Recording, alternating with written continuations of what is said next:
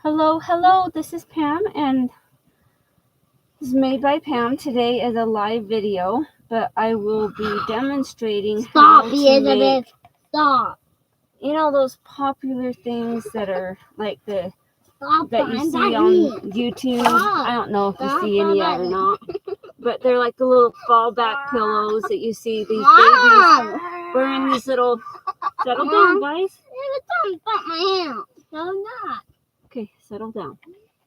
So you see these little like videos of these little babies wearing like little backpack type cushions. Then they're falling back and landing on their back and their head. And what happens when they don't have that cushion behind their head? And what? Okay, you guys need to go out. You're being very disturbing.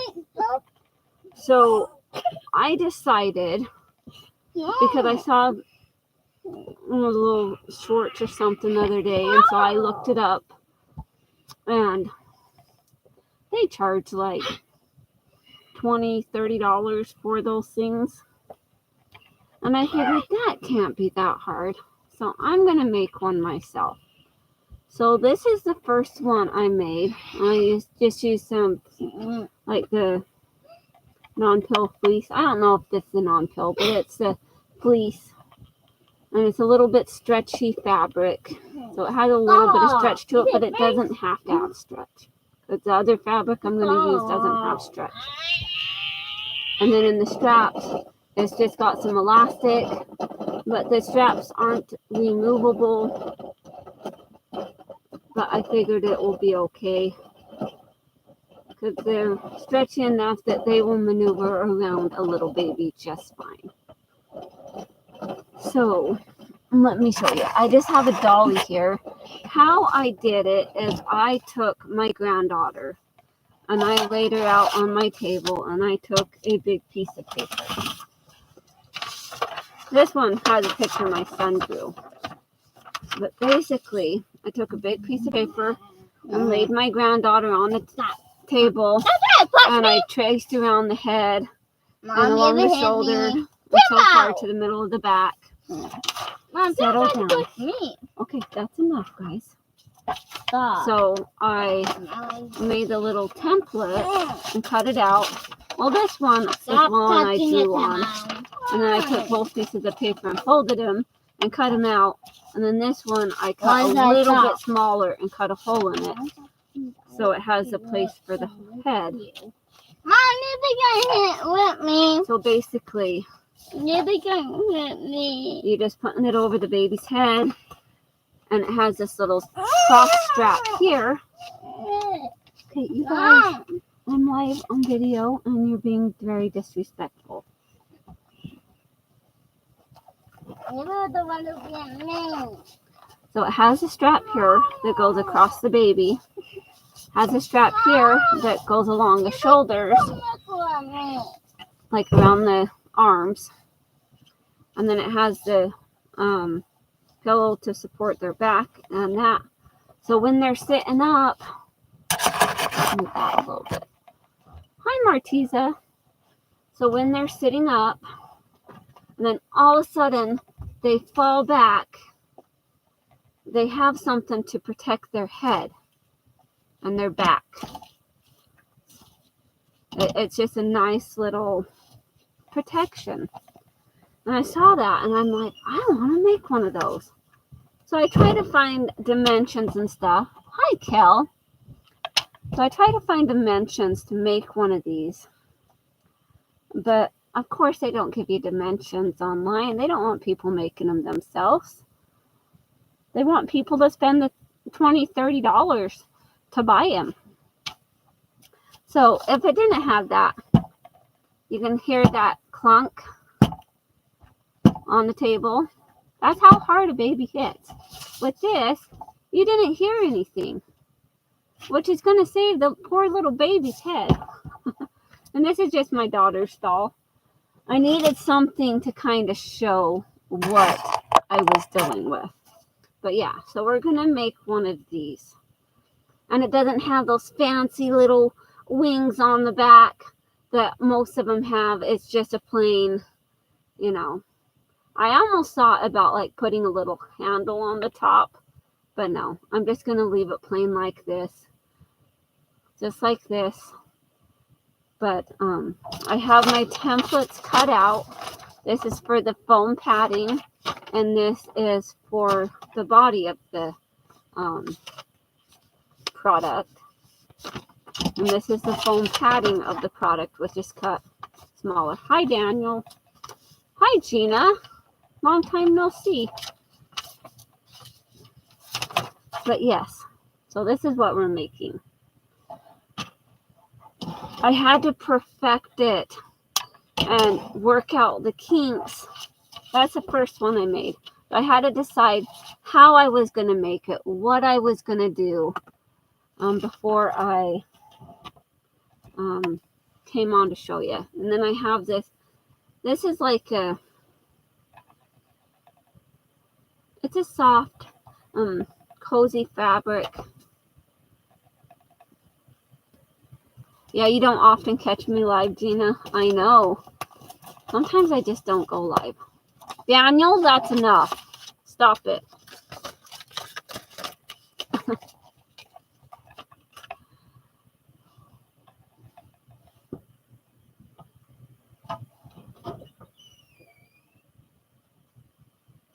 Yeah, this is 3 yards that I got for $8. I just happened to find it at Walmart, and I just had to snag it up. So it doesn't have, well, it has a little bit of stretch going this way. Is that Minnie? Oh, Minky. I don't know. It feels like it. I know Daniel was trying to flood the chat. So first, what we're going to start out with is we're going to cut the strap first.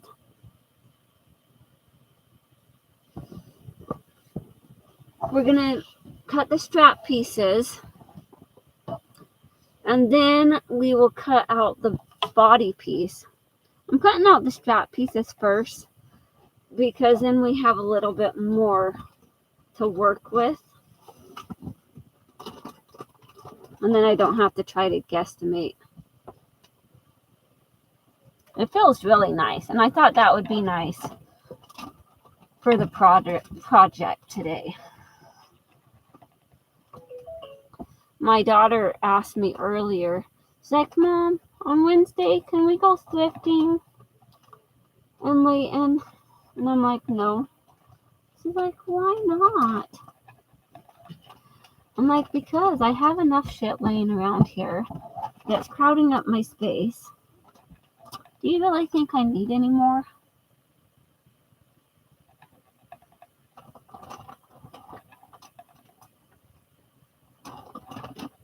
Yeah, Daniel, I told Timo he needed to be upstairs because he was disturbing the piece. So he's going to have to watch it on YouTube like everybody else and not be in the video. What did you say? That you guys need to watch it upstairs if you want to watch it and not try to be in the video downstairs.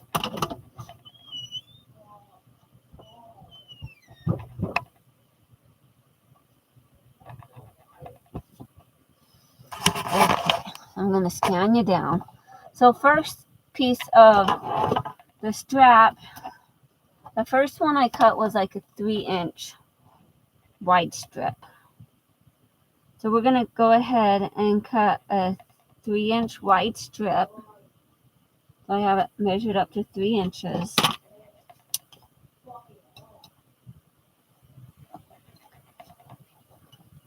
I'm trying to think if I have a bigger rotary cutter, but this should be fine.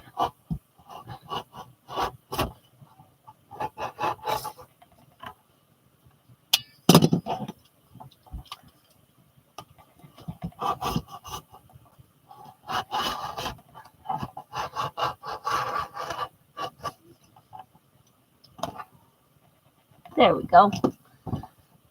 Got my first 3-inch piece cut. And then when I first did it, so as you see around here, I have like a little area. My first piece I cut out was, hi Joy, was 3 inches, but I'm gonna make it like, I think when I did it, I cut out like, cut about 1 inch off the edge because it was too wide. So this next piece, hi William, I am making a little like baby fallback pillow thing, protection, like a fall protection pillow. Like if you type into YouTube and put in baby fallback pillow or protection, fall protection pillow, it'll have a bunch of shorts and stuff with these silly little like goofy looking little things, kind of like this, but they have these little wings on them, and some look like little bumblebees or whatever. But I tried this with my granddaughter, and she really likes it, and I think this is going to be very helpful. And I looked to see if there was a video to kind of show me how to make one of these.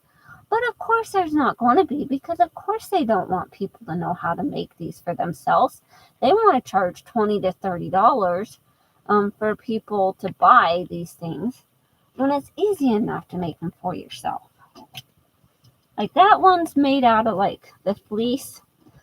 This one is going to be kind of out of a minky fabric, is what Gina is saying. So it probably is a minky fabric, kind of, sort of.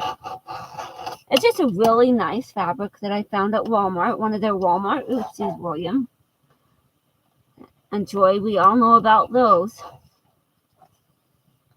William is the king of Walmart oopsies. Hi, Miss Southern Belle.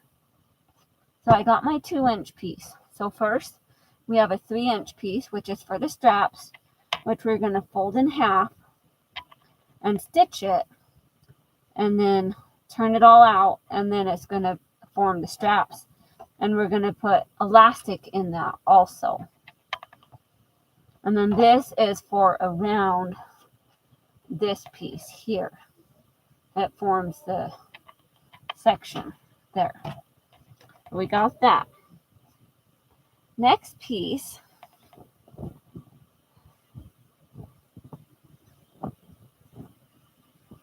pull this back out here. And see, I don't like cutting things out like this. So usually how I do it, I will take it and fold it like this, so that I'm using less of this excess fabric on the side, because I hate when you get a piece of fabric and only the center of it is cut up.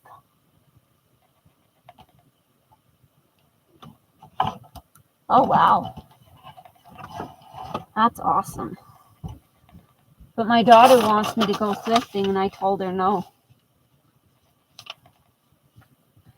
because I have enough shit laying around this house, and my room is so overly crowded that I'm just like, nope, we're not doing that. Oh, did you buy more oopsies? Yeah, I saw you bought a sewing machine too, William. So in the last one, I didn't put a pin in this, but just for aesthetics, I'm going to. The last one, I just put my pattern weights down.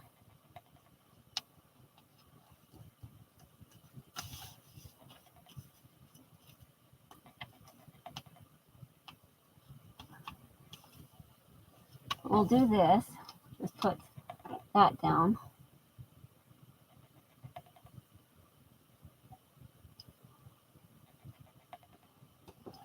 And I'm just going to do a quick cut. So I hate finding fabric at a thrift store that has just a corner cut out too, like this. But it's better than having the center piece cut out. So I like to fold it so it is accessible. And that is kind of bright. I don't know if you guys can see that very well. Okay. It was a little bit washed out. So now I'm just going to go along and kind of cut this.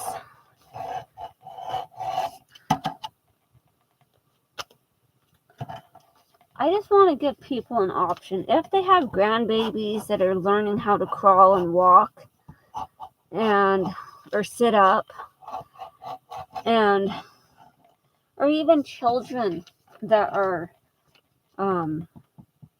that like kids and grandkids, this is essential, and I don't want people to have to go out and buy one when if they're crafty enough they could make one themselves.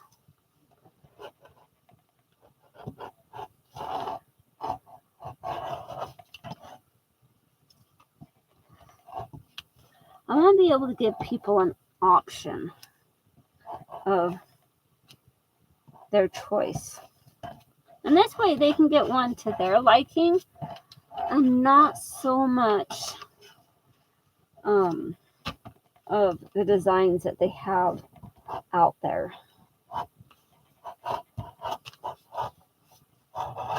Because some of them just look a little bulky, and some of them are a little floppy. I've read some reviews on how floppy they are. I am leaving fuzz everywhere on my table. See all that? But yeah. Like, there was a review that said it was a lot floppier than they expected. So while I was working on stuff yesterday, I mow somebody's lawn on Thursdays. And so Thursday, I guess I'm also his handy woman because he has me do extra stuff around the house too. Like, he asked me if I knew anything about swamp coolers.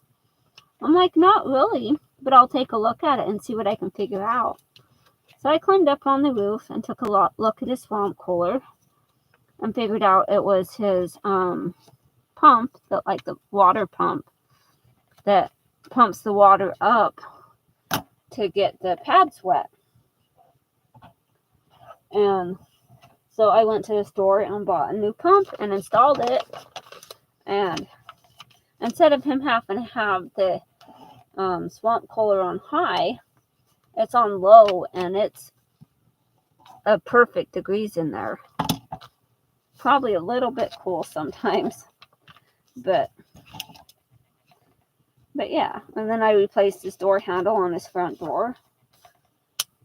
So I've become his little handy woman. And then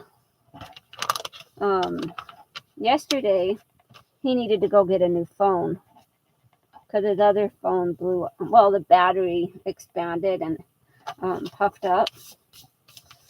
So I took him to get a new phone.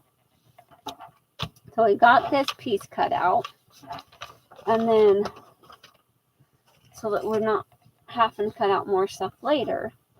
This is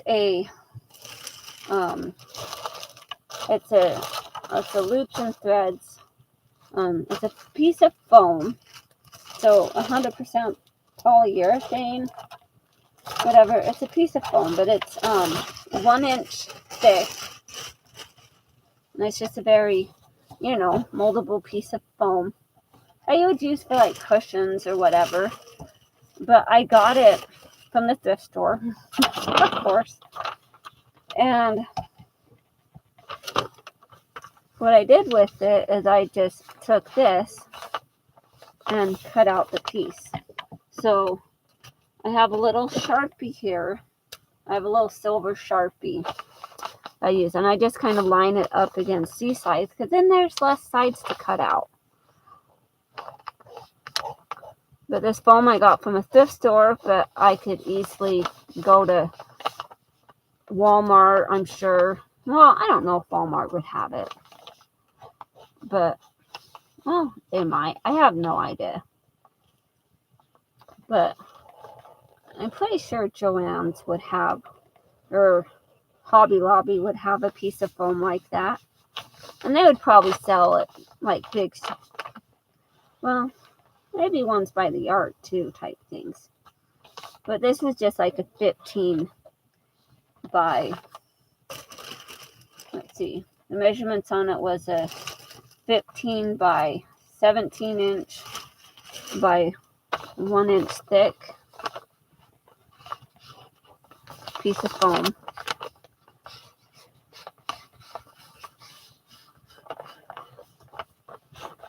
And then we'll draw this little hole for the middle.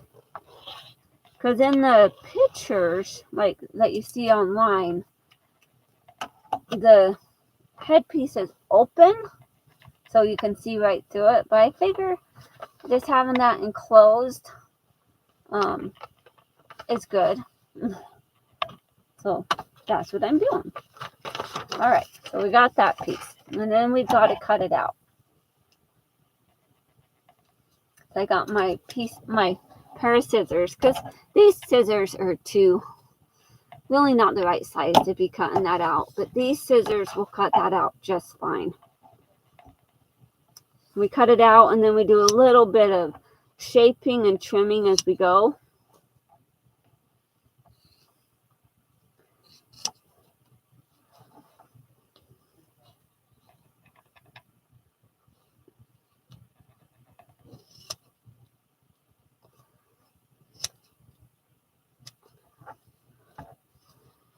So I figured this might be something that people would like to see.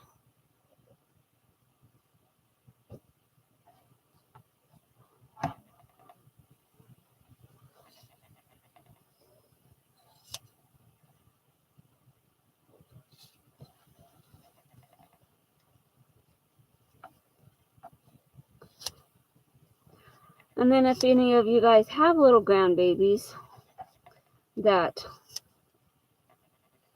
or children that need something like this, give you a nice little, example. So my granddaughter, she's almost 10 months old. And she's still a little wee one.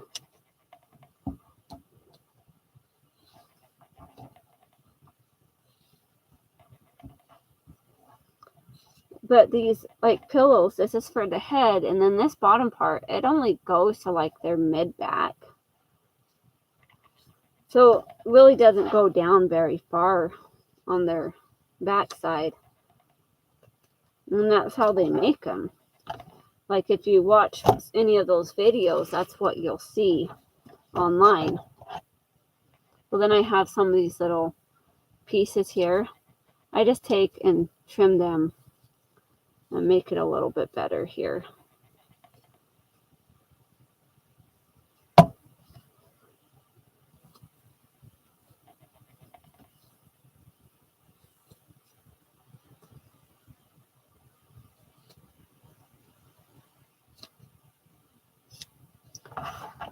As I'm cutting and not even showing you what I'm doing. That was really nice of me.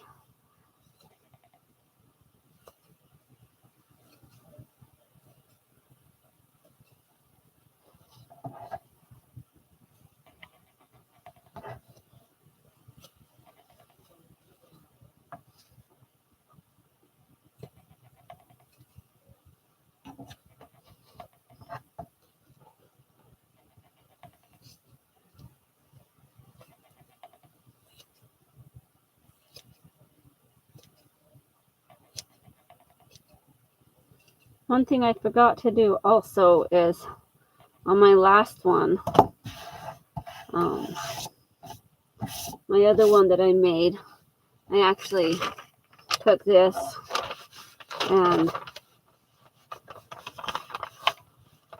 put it back there and also traced out the hole on the back side so that I had two reference points here.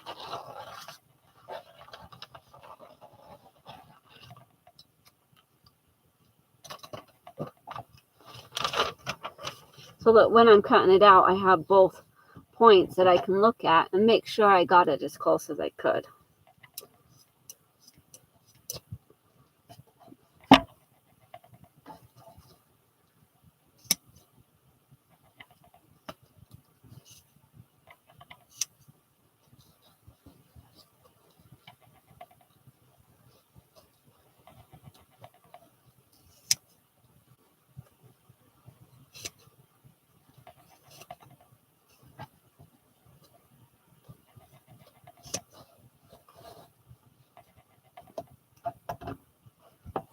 I need to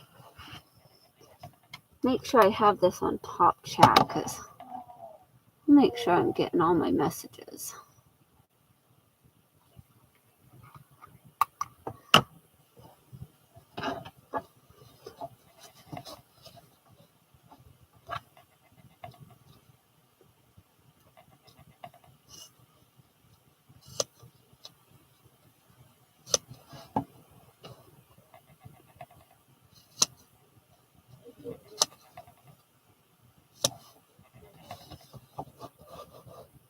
So hopefully everybody is having a good day.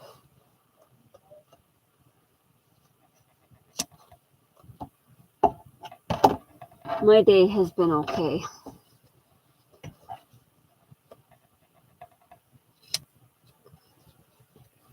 And then I just come over here and just kind of trim it as I go to make sure that the foam is kind of trimmed down a little bit. So it just kind of provides a little bit of that donut hole effect that the original ones have. Kind of like what I made with that one.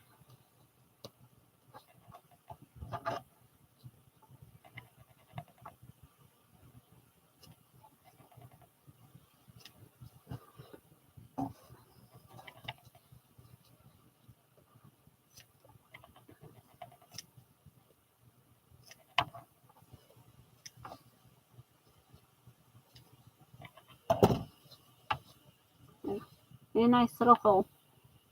Hi, Mona.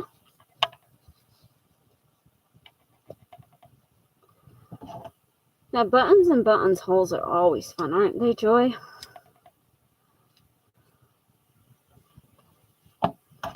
Like I sat here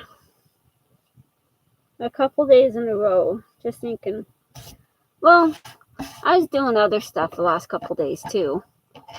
But I was just kind of like, what is my next project going to be? Like, what am I going to sew? What am I going to make? And then I was thinking, I'm like, I know what I'm going to make. I'm going to make one of those little fallback pillows. Because I was skimming through videos and decided that that's what I was going to make.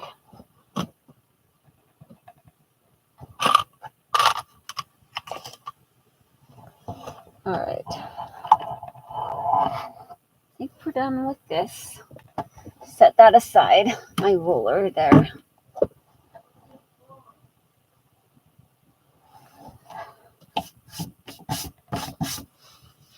Yeah, I saw that you bought a new sewing machine, William. Crazy. All right, so we're just going to set this aside for now and pull up my machine. Have it all ready.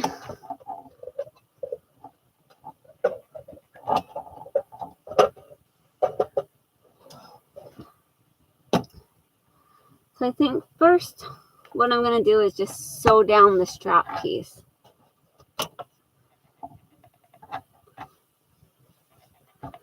And it's nice and long, but it won't stay this long. I will be cutting it down as I go. But just to start out, I'll probably end up having a little bit of extra.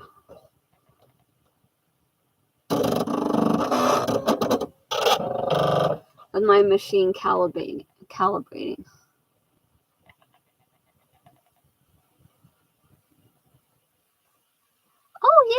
Absolutely, Kel.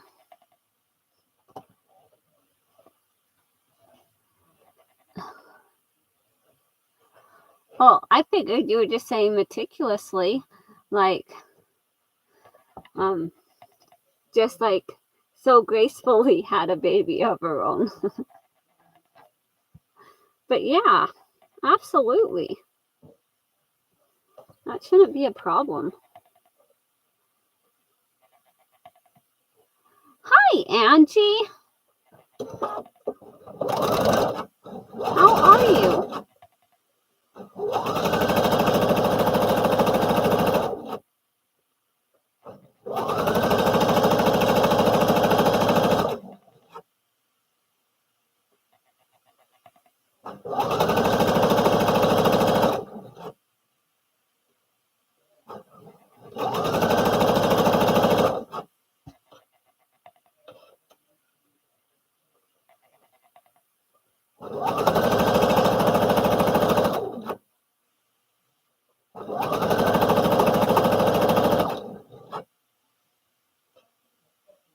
Only 2 weeks old? Okay.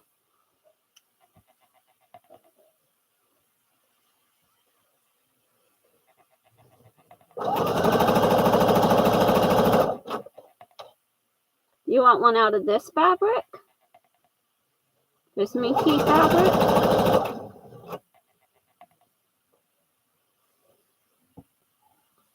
But you know, it's got a lot of white, so it'd probably get filthy quite fast. But I know in my house, yeah, it would get dirty. But I also have other fabrics. I would just suggest either a fleece or like the minky fabric like this. I also have minky dots also, and that would work. Like the minky dot fabric. And so boy or a girl?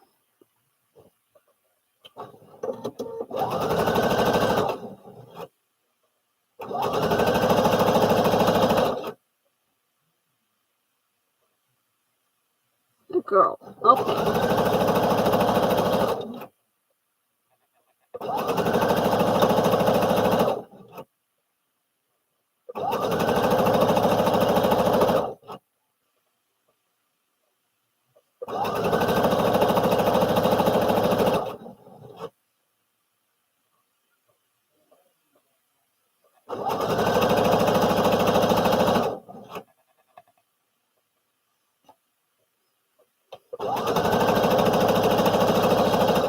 I even have like a pink dot fabric.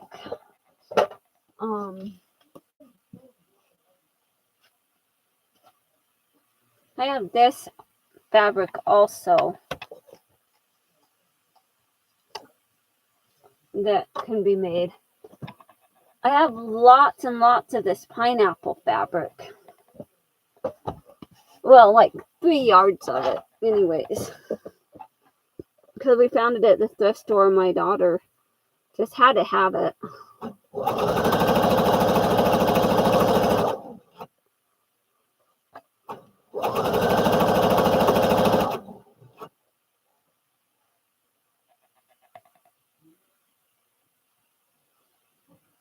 Oh. Oh, dang it, Angie.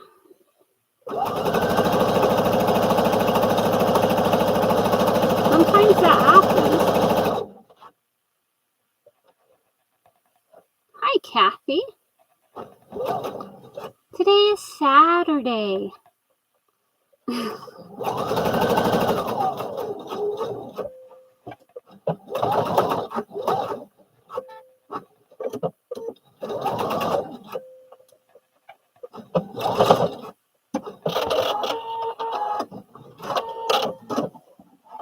Alright. Have that all sewn. So, next step, I have this little turner thing that I used for the other one also. And I don't like to use the pointed end on these because then they just end up poking holes to the fabric. I always end up trying to use the flat end. I might have to use the pointed end just to put it to the side to actually get it to go through.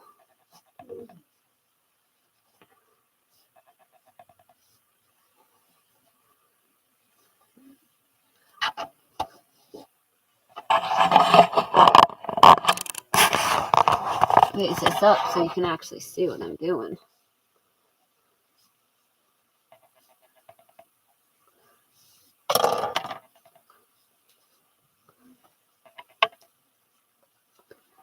So I just kind of have to feed it all the way through. I already got it mostly fed through right here, so I can fill the fabric there. And then I've got the tube right here. So I'm just continually feeding it through because there's a lot of fabric here.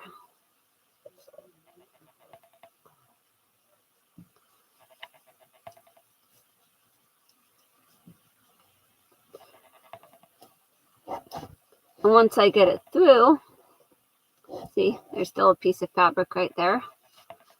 And I can take it and pull it through.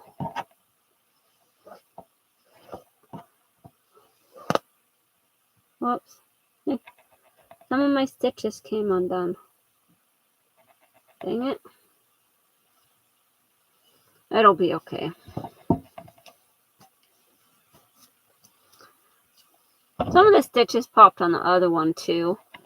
And I just took it and stitched it up before I continued. And I think that this is small enough that that piece isn't going to matter. It's because it's got a little bit of stretch to it here. All right. So we have that strap piece ready. So we'll set that aside.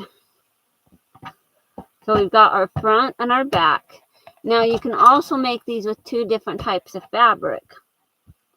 And making it with the same kind is just fine too.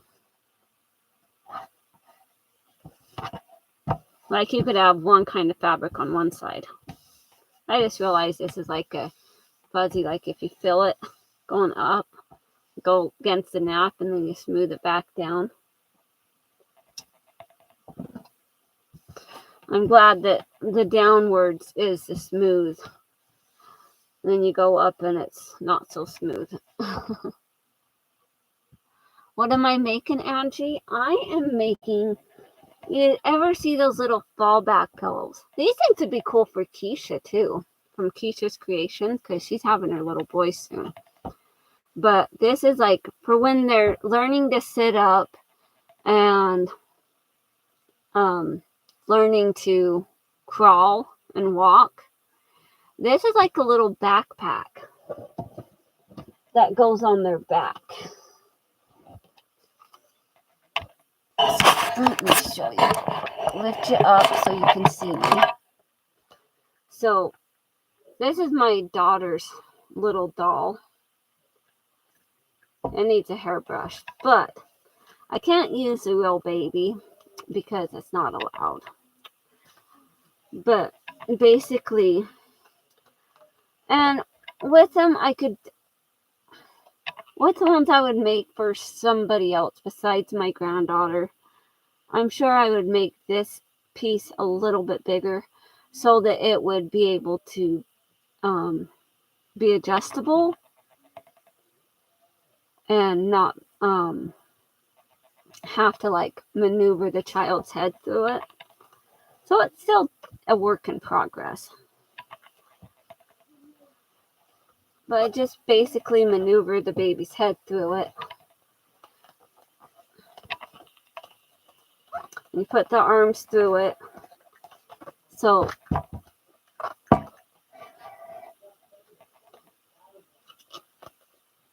this doll's hair is long, so it doesn't resemble a real baby, obviously.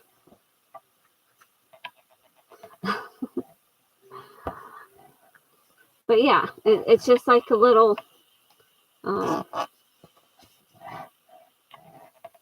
backpack sorts. So this goes across their chest. These are the straps that go around their shoulder. And then on the back, it just looks like a little backpack, but it's like a little pillow. It's a cushion. And then when they fall back, like when they're trying to learn how to climb up on things, like babies like to stand up on things, and they like to try to crawl, and they sit up. And then all of a sudden, they fall and bonk their head, but it's a soft fall. See, you can hit it as much as you want, and it doesn't make that loud clunk. Yeah, so they don't bonk their heads. So you take off the thing, because my granddaughter has fallen and bonked her head multiple times. So now you take that off, and the doll falls back. You can kind of hear that bonk on the head. So I just I wanted to make one, and of course I look on YouTube to see if they have any examples of how to make them or any of that. And of course they don't, because they don't want people to know how to make these things, because they want to continue to sell them for $20 to $30. And that's just ridiculous.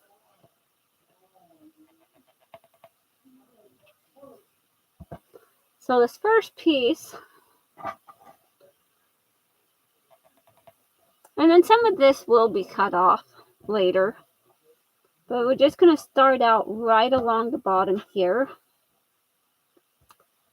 So how I like to do it is I just like to take it straight to the machine. I don't really even pin it or clip it. At least I didn't when I did it. Let me just kind of double check my map.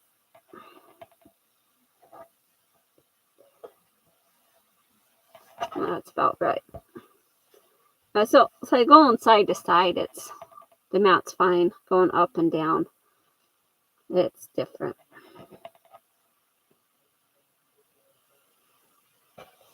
I just kind of started out in the center of the project. Hi, Marty. Actually, I'm going to start this other way. Last time I realized that I should have started it with the actual body piece and not this the extension piece.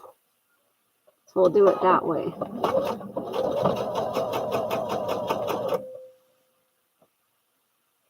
Why, thank you, Marty. This is just one that I really wanted to make, because my granddaughter is always like bonking her head, and I just happened to see, whoops, I pushed the wrong button. But I wanted to, like, I looked up to see how much they were. And they were like $20 to $30, depending on the kind that you got. And I'm like, I don't want to buy one when I can make one myself. But I looked to see if they showed how to make them at all. Of course they're not going to show it. That would just be silly.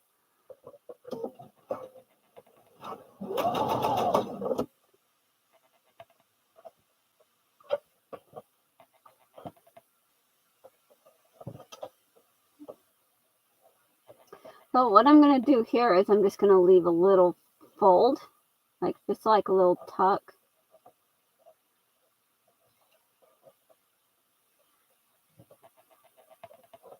To accommodate for that neck piece. Yeah, I know, Marty. Like, my daughter came down and she asked if we could go thrifting on Wednesday, like for this next week. You know what I told her? I said no.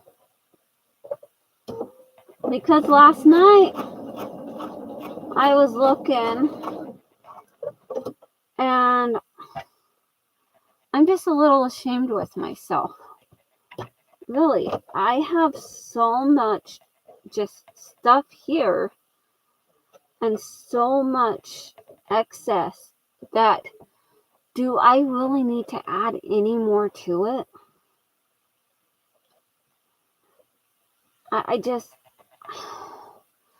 thrifting is fun, and I love thrifting and love finding things. The problem is that where am I going to put it all? I am running out of room.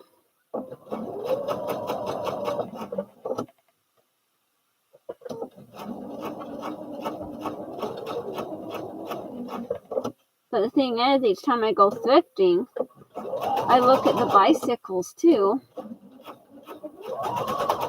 Because I'm on the hunt for a bicycle that has unpoppable inner tubes, so that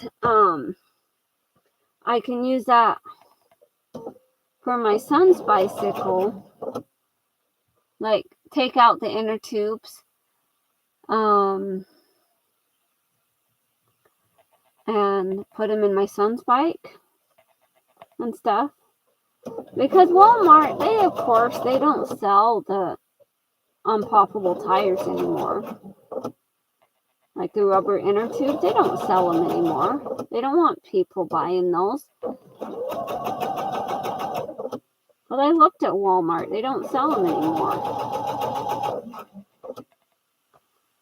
You can get them off of Amazon, but they want like $50 a piece for the unpoppable tires. Are you kidding me? For like the rubber inner tubes? Granted, they're like a lighter weight rubber instead of the heavier weight rubber, but still, $50 for a tube. So when I go to the thrift store, I like to look at the old bicycles and see if any of them happen to have a set of the unpoppable tubes in there that I could just kind of buy the bicycle at a killer deal for like $10 and take out the unpoppable tires, and then I would redonate the bicycle right back to the store after I took out the tires.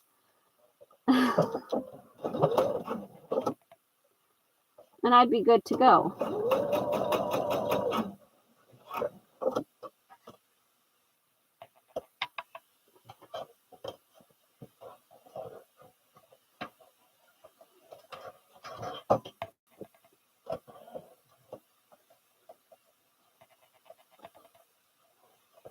Let me see what I did over here.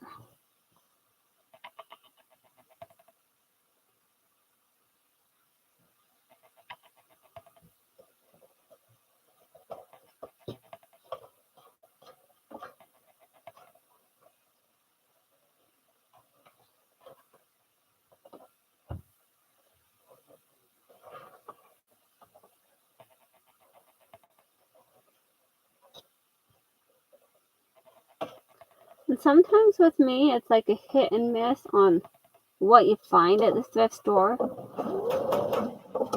But most of the time, I find fabrics and yarns and different things at the store.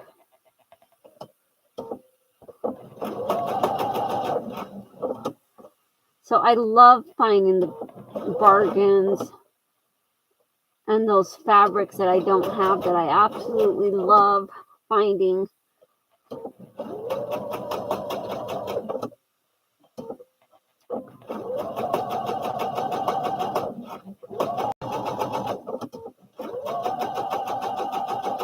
Like finding the foam at a really good deal. I've had the foam sitting in here for, a long time. And hello. Hi, Daniel. You're still live streaming? Yes, I am, because I am making a little baby pillow thing.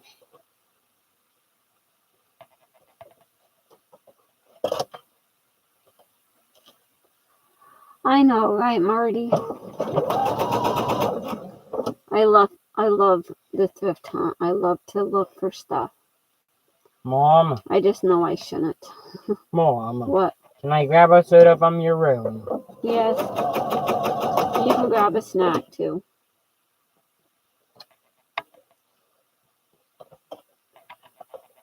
Go ahead. Only the viewers of your channel will know the true identity of my YouTube channel. Oh, okay. Like, only the people who view their latest live streams. Yeah. And watch through the entire thing without skipping. Because sometimes they skip the good parts. Well, this one And is sometimes live, so... I have lag on my computer watching your live streams. Yeah. Alright, so I have this And also piece. watching other live streams. Alright, go away. Okay. Wasn't I so nice? Got this, and now I'm just gonna sew this piece here as I join that together.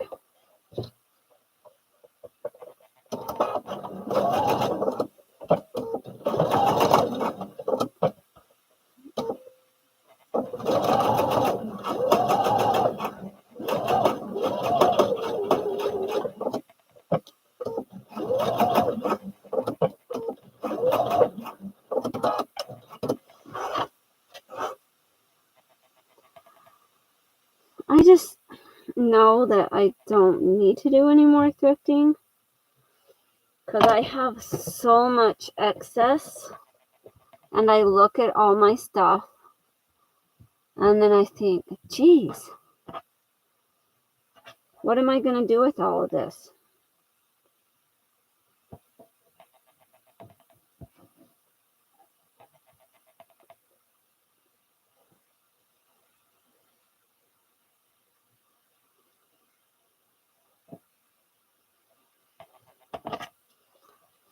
Alright, so now I need to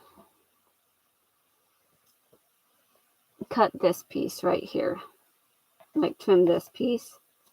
So I cut off the excess. So this is what I have left of that from that strip.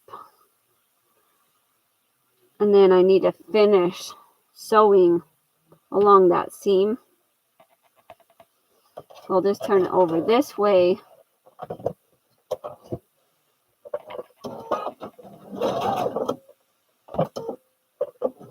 Back tack.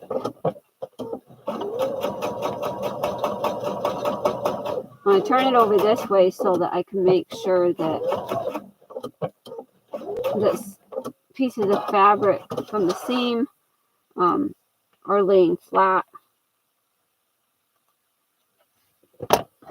There we go. And then I need to do some trimming. So I'm just going to cut into those corners. I'm not going to cut through the fabric, through the stitching, but just kind of like my scissors need to be sharpened. They're kind of, the tip of them are kind of dull.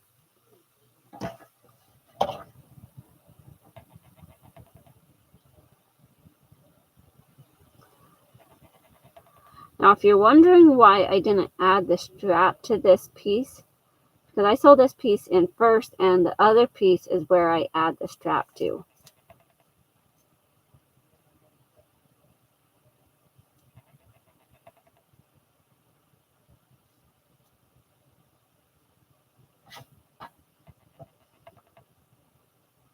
And I just kind of go along and just trim some of these edges, because then it's going to trim some of these corners.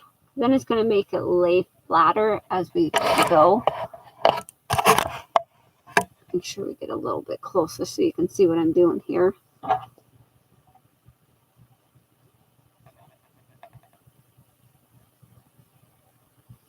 And it may not be necessary, but I noticed from the other one that I did from the pineapple one that clipping these corners really helped.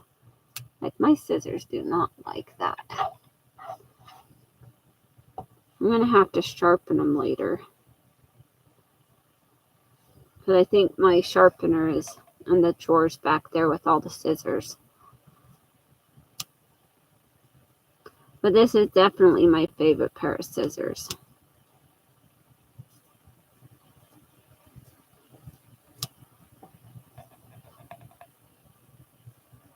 Okay, Angie, I'll probably still be here.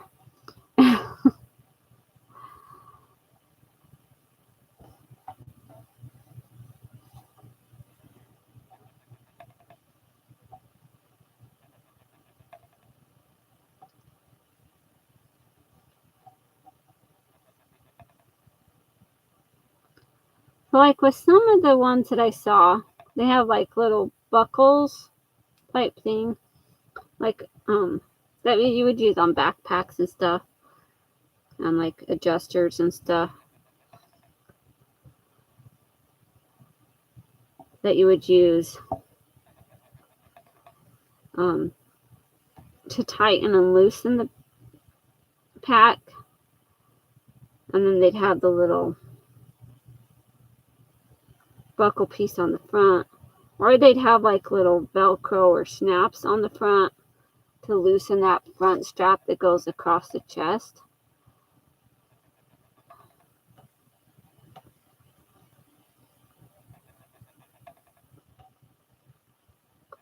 And I thought about that.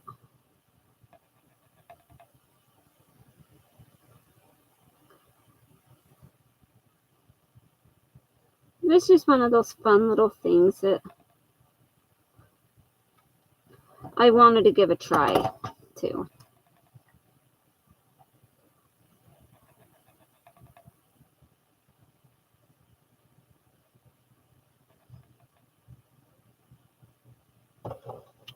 And then how I like kind of did those little folds.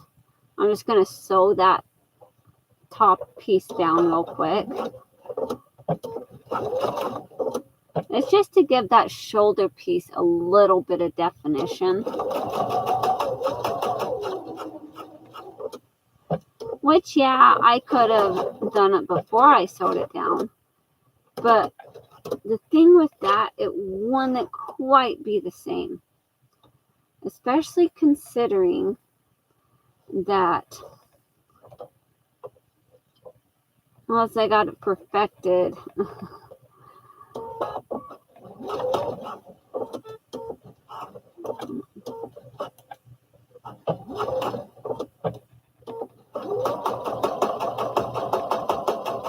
you don't know the exact size it's going to be from point A to point B around that head.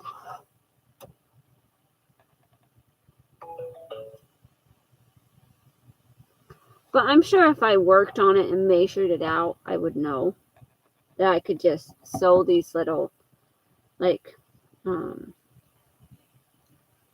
rivet pieces in or whatever. I don't know what to call them. I just know with this one, I sewed little pieces to give it that little neck edge some definition. All right. We have that. Turn it that way. The other piece, like it kind of like stretches and forms around the piece. Well, this one will be a little bit different because it's out of a totally different fabric.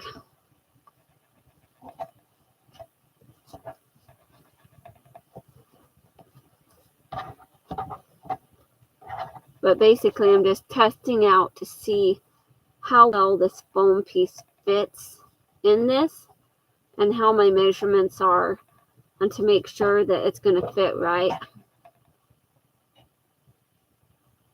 So it looks pretty good to me.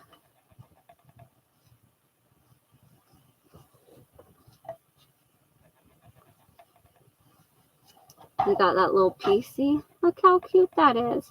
Hi, Renee.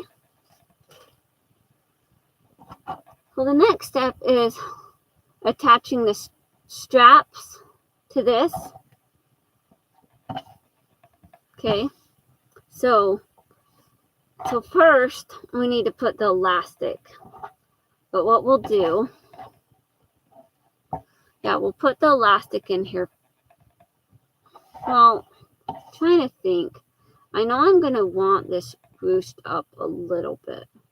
But I don't have to really ruche it up like I did the other one. It's because I'll have the elastic to help. But so if I just kind of take and do maybe 1.5, so from the top point to the bottom, but I'm actually going to be doing it kind of like in the corner of this instead of like right there, because last time I did it right there on the bottom piece and it just kind of pulls a little bit and it pulls that in. But if I did it on the corner pieces, I think that would make it a lot better.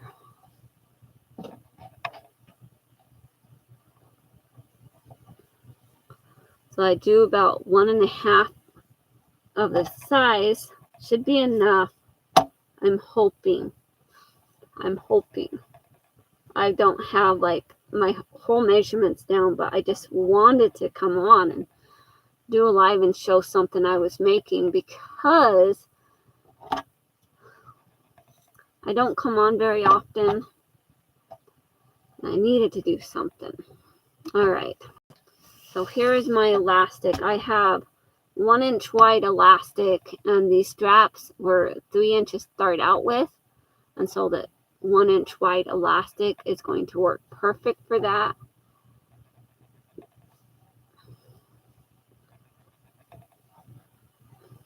I'm just going to stretch it to see.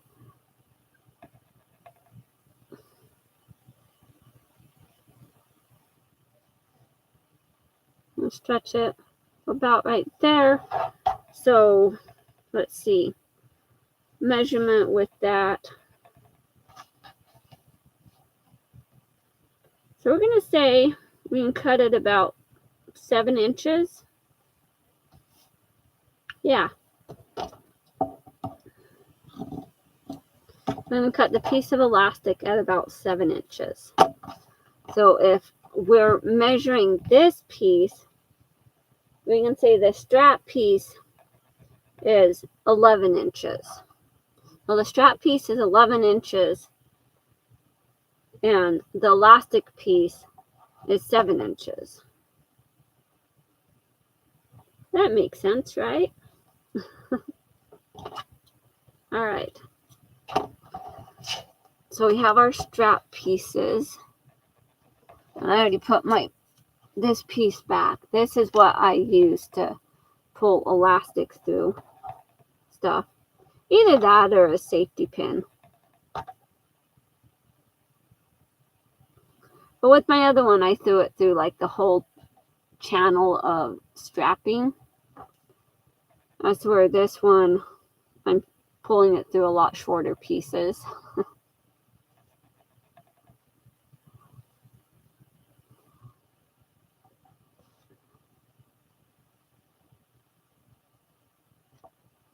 I'll get it to that point. So I'm just going to stitch this piece down real quick so that the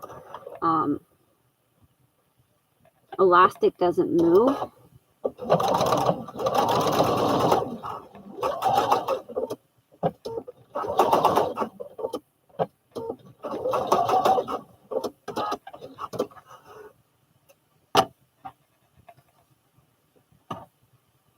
Make sure that elastic is kept down.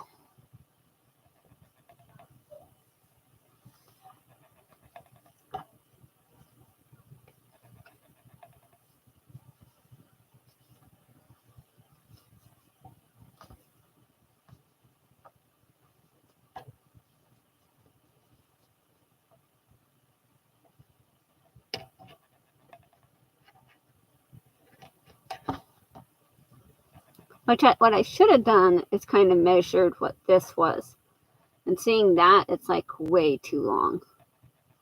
So I'm going to have to like cut 2 inches off of that. So the elastic needs to be 5 inches long. Okay. So we're going to cut 2 inches off of that and make it 5 inches long. So elastic piece is 5 inches long because you want it to have a little bit of stretch to stretch on that baby shoulder.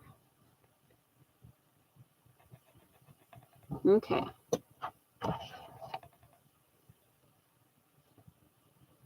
See, I'm still learning. With the other one, I kind of went as I went, but I already had the elastic inside the casing and the whole thing, and I was just kind of measuring with what I already had done.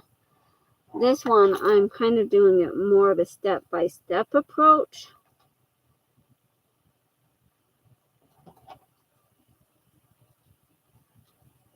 There. Now this one is cut at 5 inches. Let's kind of pull that back a little bit. The elastic, and then we'll stitch that piece down to keep the elastic in place.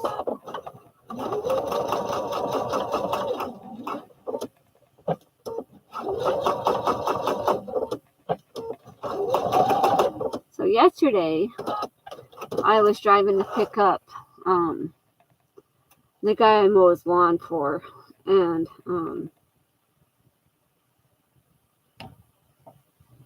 kind of almost like my uncle, you know.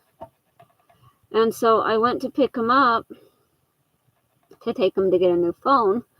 But as I was driving, of course, when I'm driving, I run projects through my mind. I think about the project that I want to make and what I want to do. Yeah, that's going to be perfect. All right. So I think about the project I'm going to make and what I want to do. And as I'm driving, I'm thinking how I want to make this. Like what I want to do and what my steps are going to be.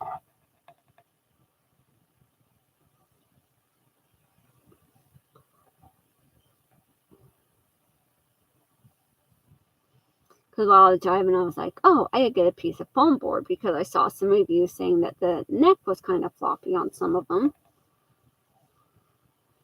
And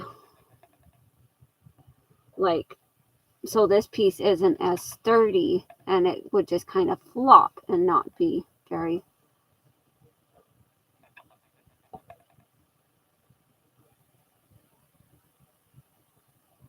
I don't know, Angie. But they flop, and as I was driving, I was thinking, oh, I have some foam stuff I could use. But then I was thinking this morning and realized I had this cushion stuff. And I was like, oh, that's even better. And I'm thinking I'll have to go and get some more of this stuff. Because I know Joanne sells it.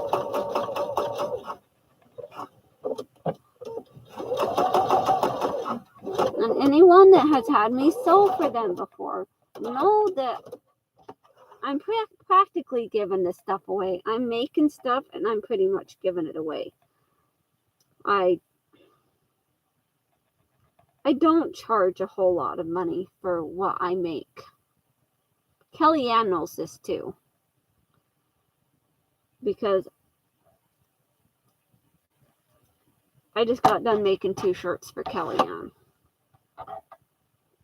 And they look absolutely adorable on her. I'm so glad that she liked them. Like I even made like a little sewing machine applique. So I can show that to you real quick if you guys want to see.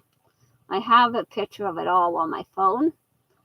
Because I took pictures before I mailed it all out.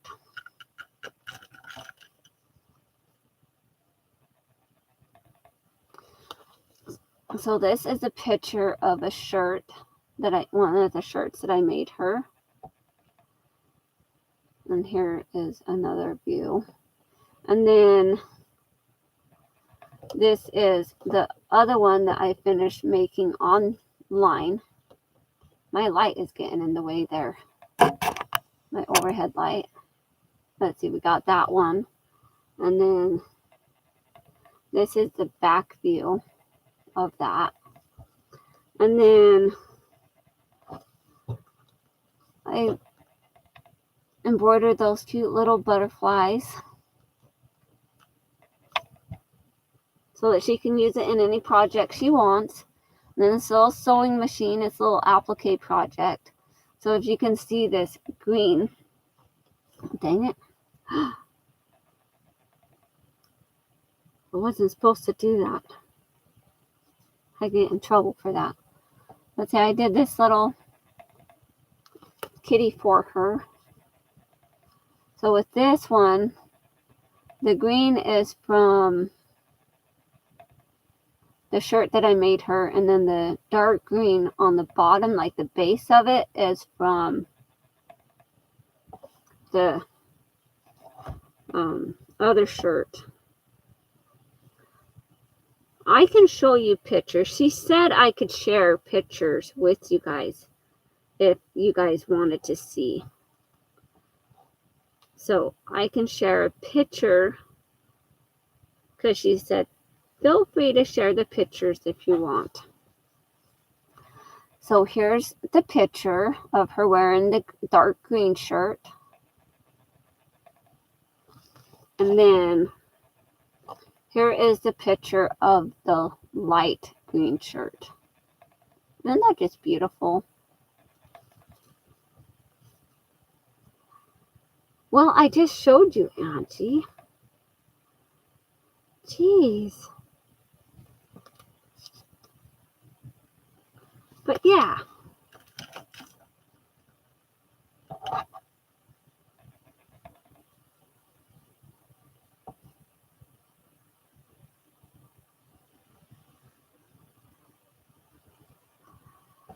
Well, I know sometimes you can block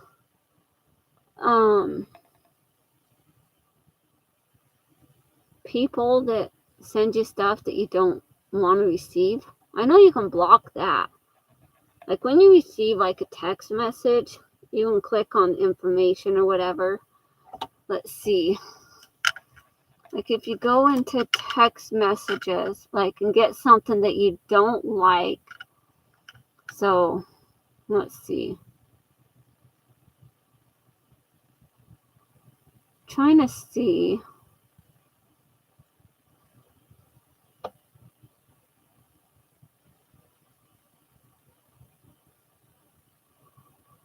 If there's, don't really have any messages in my phone that I don't want to receive anything from. But let's see.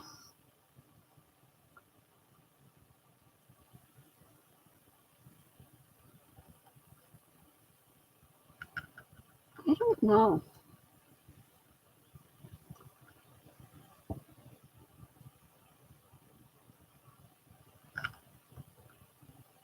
Okay.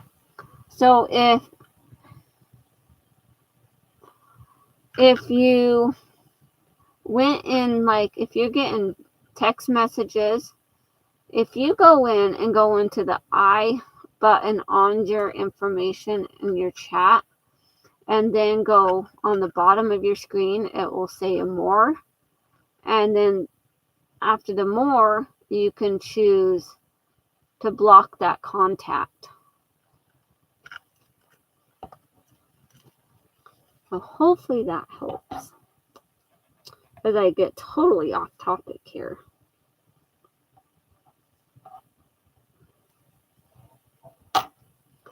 Alright. You have this strap piece.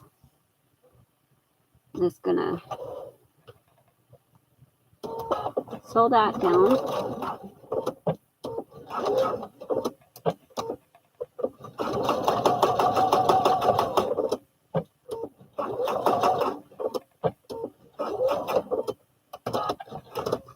Alright. You have that piece ready.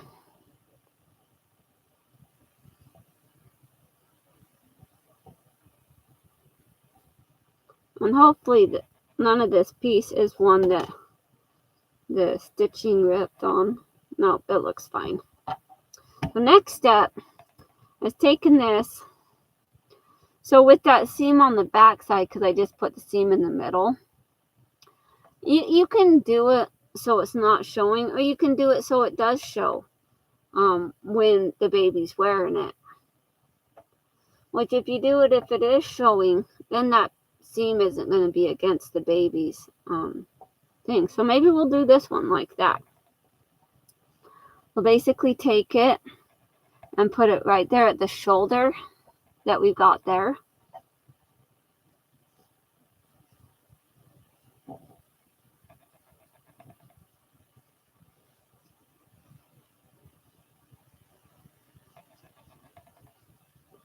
Oh, dang, Renee. That's no fun.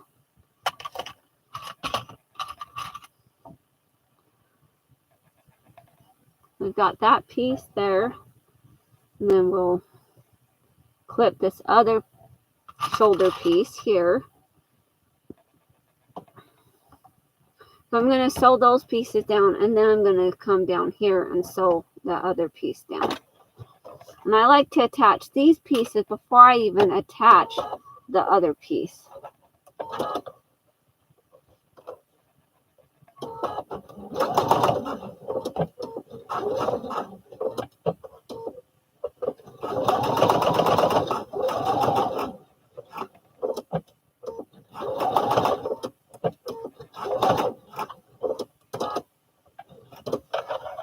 And then I just skim it through the machine like this.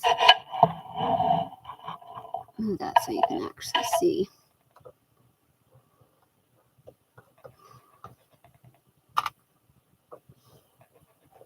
Then it's attached in place for when I sew the other piece to it.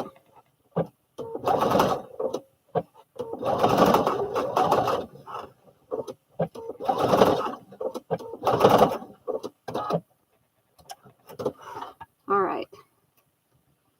Then I just kind of trim that thread.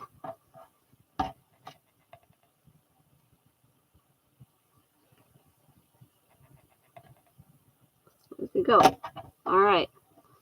We've got that. So it's all attached in the corners. And then basically the other one, I realized that the best place to attach the other part of the strap is either in this corner or like right along this edge. So I'm thinking if I do it on the edge,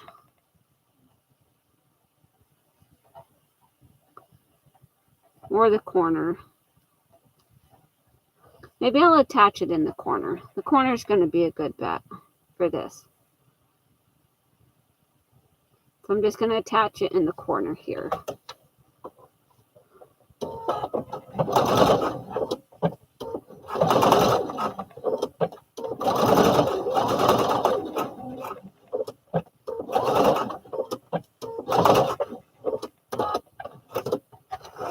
Now, some of the ones I saw, they were using strapping.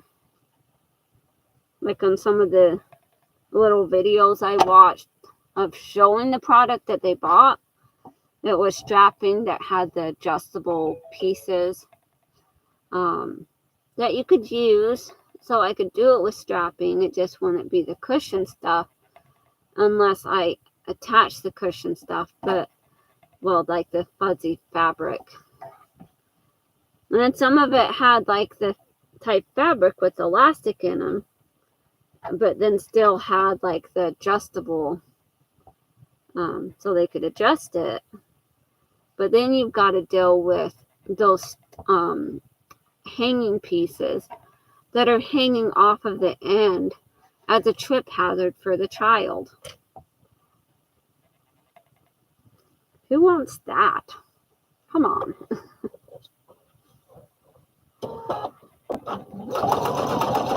I don't want my granddaughter to trip because she trips over a strap from thing that is supposed to help protect her. Causes more trouble.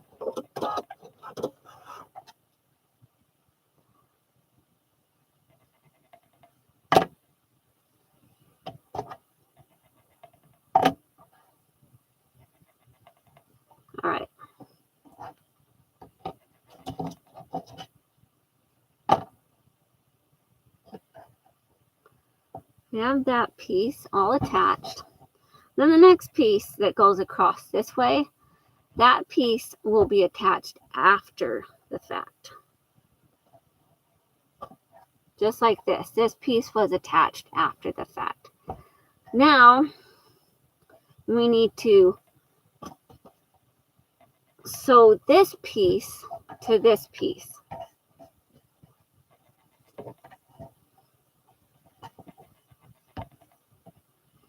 Now this I do kind of clip it in place a little bit.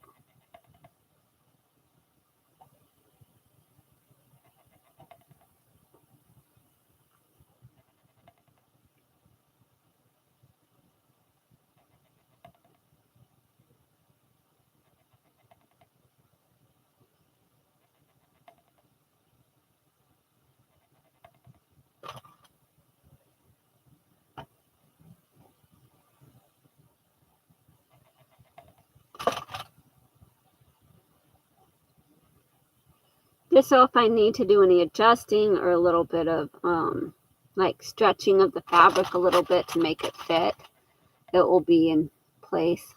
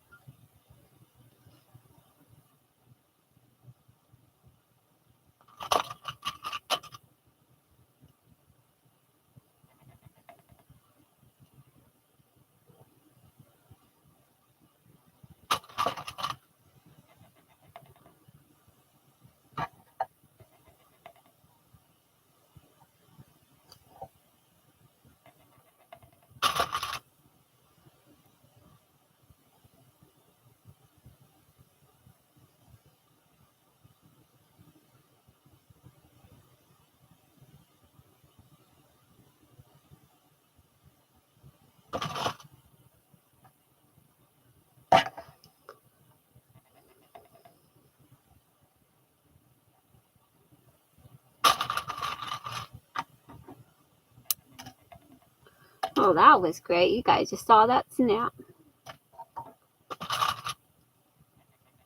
Guess that one was done for. It had enough of being used.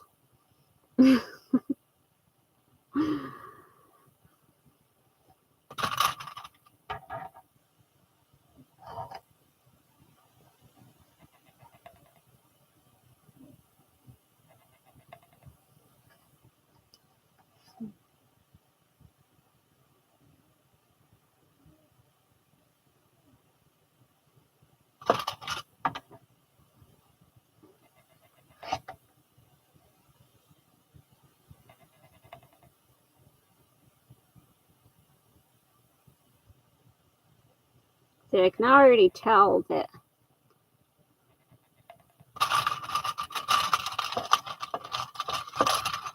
this just wasn't quite right there.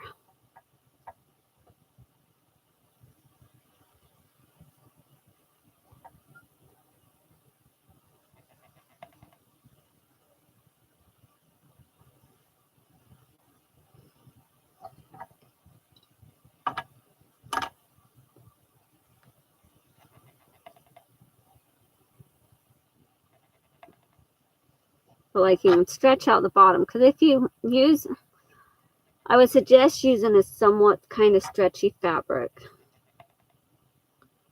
that has stretch, like going one way and then it goes across the width of what you're making.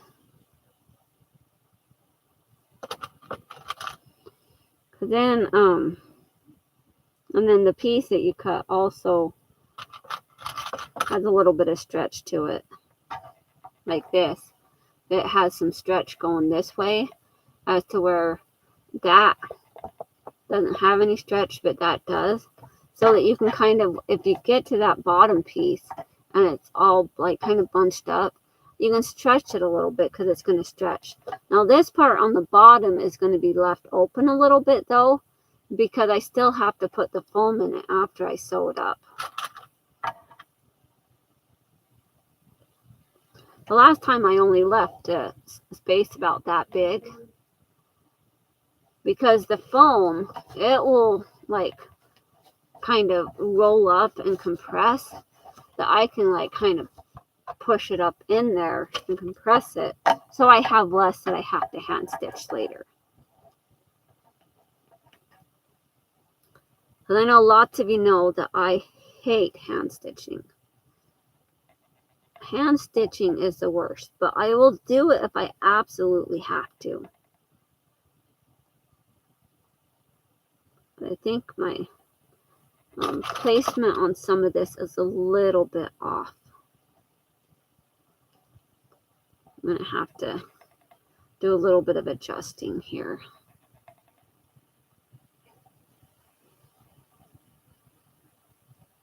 It's also kind of why I sewed in that little groove piece, is so that it could go right there in the curve of that neck piece that I have, a little groove piece that I have placed in there. Hi, Stacy.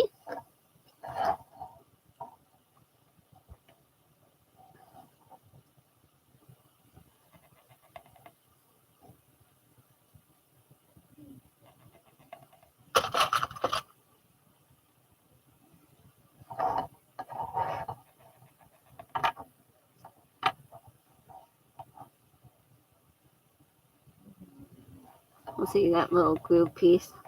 Just kind of line it up there. So it just kind of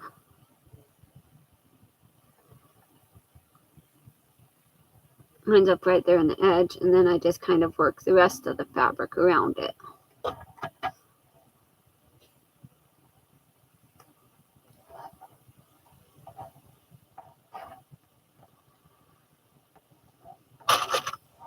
Hopefully that makes sense to some of you. I know I use a lot of clips, but I want to make sure that it's how it needs to be.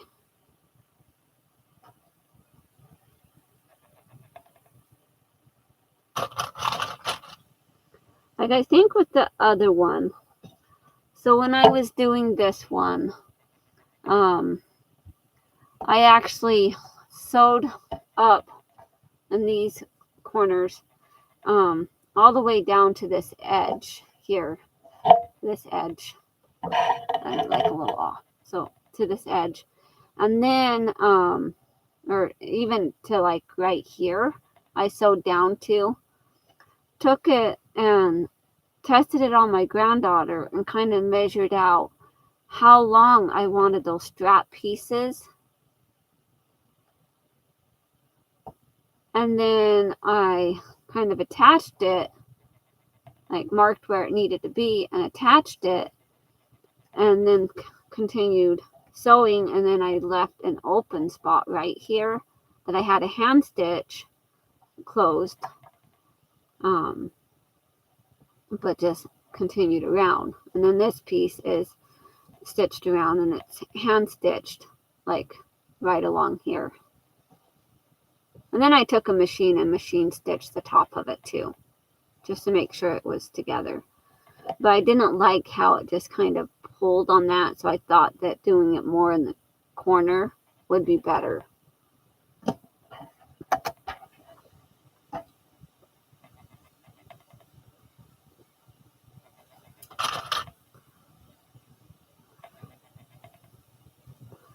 But this one, we're just going to sew all the way around and leave that opening in the bottom. A sandal on the beach? Why would you do that, Angie? It's for a baby. But it's cute, right?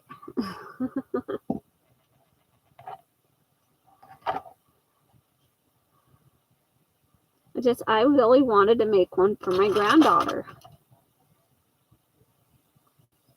And having a couple of them for, you know, for little babies is good.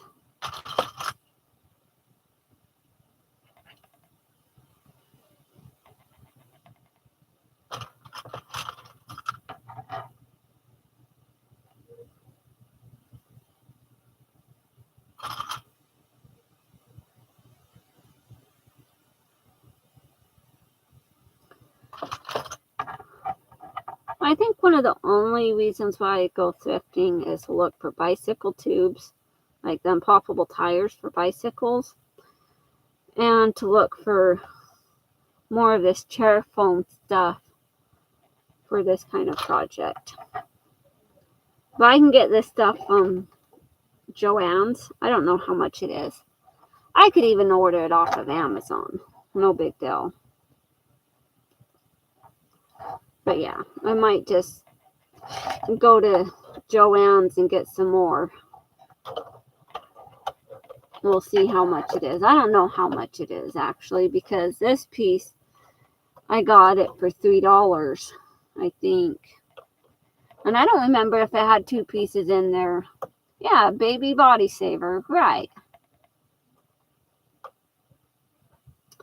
It's a fall protection pillow, Stacy. So when the baby is sitting up, wants to sit up, and then they accidentally, like if they want to sit up, they have this protection pillow behind their head.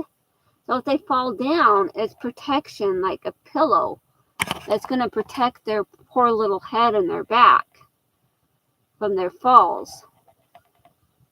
Like, if without it, you know how babies fall and they bonk their head and they slam really hard and then they start to cry. Well, this, the baby's going to fall and they're going to use this as a cushion to protect their head and their back, so it's less impact. Yeah, well, I saw on a video a little bit ago, like I think I was scanning through Facebook or something and happened to see it, or I was scanning through YouTube, like in little shorts and stuff, but I saw it, and of course I looked to see how they're made, and of course there's no video out there that shows you how they're made. Well, that's what I'm here for, is to show you how to make them. My style anyways. But yeah, if you type in like baby fall protector or yeah. Let's see. In YouTube, what I typed in, I'll tell you real quick, because I still haven't. Fall back cushion for babies. So if you typed in fall back cushion for babies,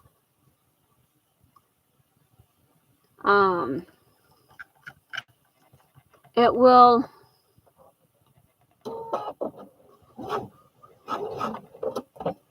show you a bunch of these little shorts of like people that have bought these and show that the baby's falling back with this protector on. They don't show you how to make them though.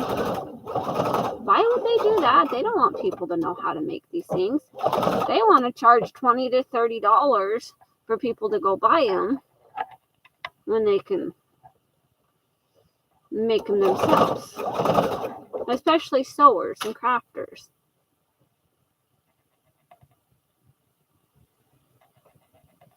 So that was my goal. When I saw that video, I'm like, I need to make one of those. Like the little shorts. And so I looked it up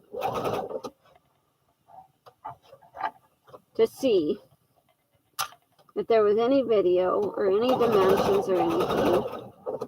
So how I got my dimensions is I took my granddaughter and laid her down on a piece of paper and kind of traced her out. So this would be considered a small because my granddaughter is kind of small. I'm sure some of them would be made bigger because most babies are bigger than my granddaughter. The doctor always says she's short and small, which is fine. She's a cutie though.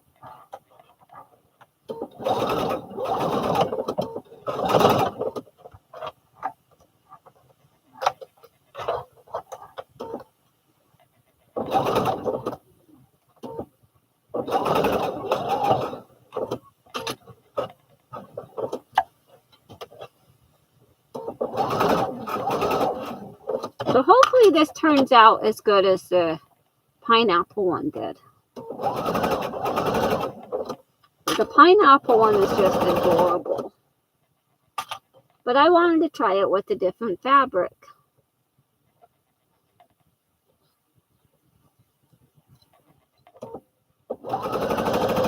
Not only that, this would feel really nice against the baby's head.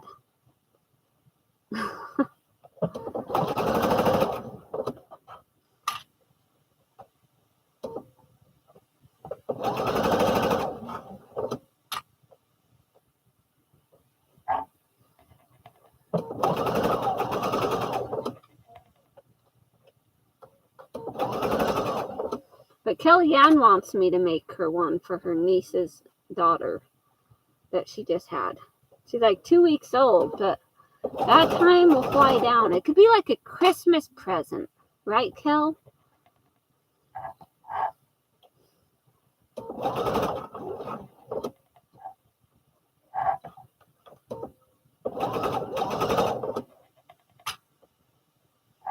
Because by the time Christmas rolls around, although that baby will probably already be sitting up by then.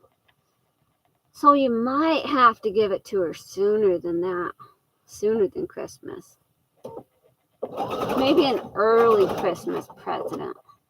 Early Christmas present. Yeah. You could see that using those for your butts, like cushions. It's made out of a cushion. Okay, well,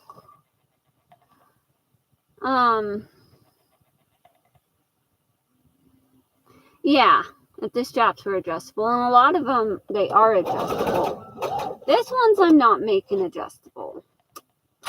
The strap on the front that goes across, it can slide up and down, for what I did. But I need to make one where you just kind of do like a little buckle thing to buckle it together for the front piece, which can be done.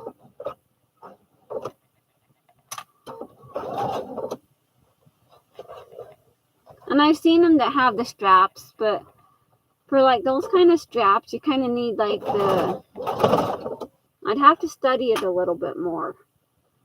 But you kind of need to use like the strapping stuff for like what they use for backpacks and stuff,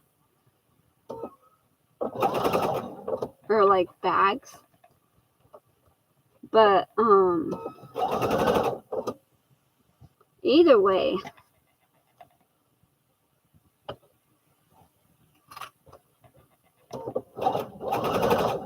just you don't want it to have too long straps that are adjustable, because you don't want that to be a tripping hazard for that child when they are learning how to walk.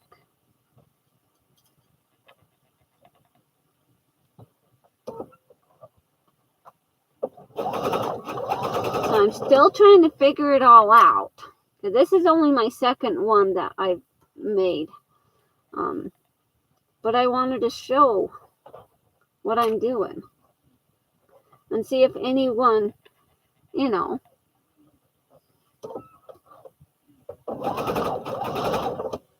it's for those ones that want to see it and figure out how to make one themselves.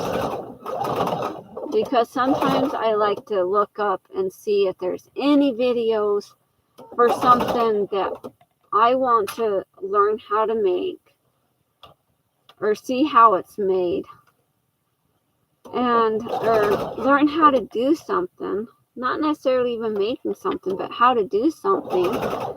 And if it doesn't have a video sometimes, I'm like, well, geez, I guess I'm going to have to figure it out myself. So then I go through and I figure it out myself. And then I want to show people how to make it. So here I'm just going to trim these corners again,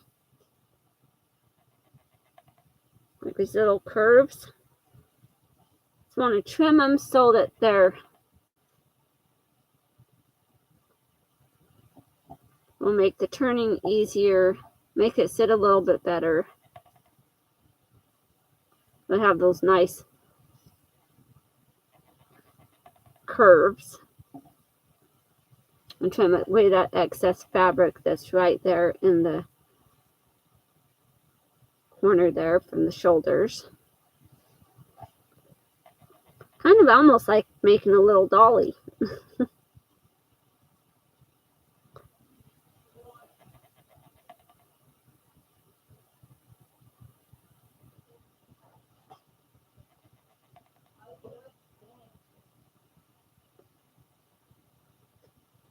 But see, a lot of them you see that you can find online, because they sell them on Amazon and stuff in those places.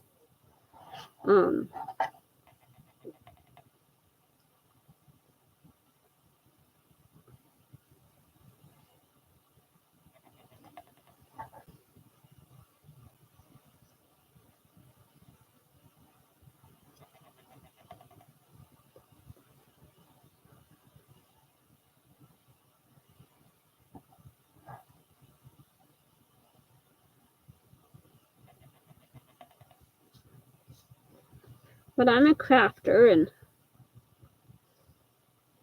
and if I have the material to make it myself, I'm going to make it, even if it's more expensive than what it would be just to buy it from them.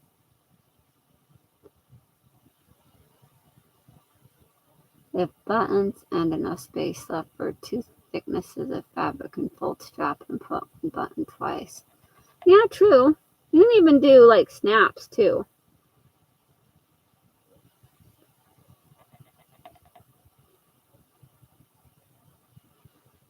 But yeah, kind of like overalls, right?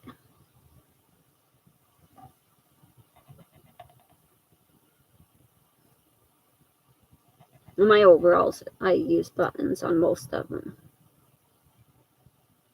But yeah. Alright, so I have that all trimmed. So now time to turn it out so you can see what it is.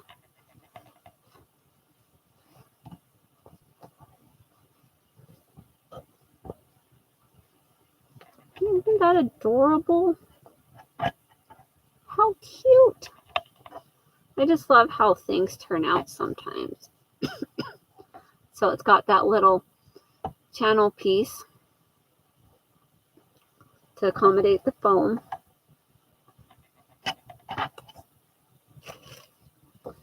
And I have the foam here.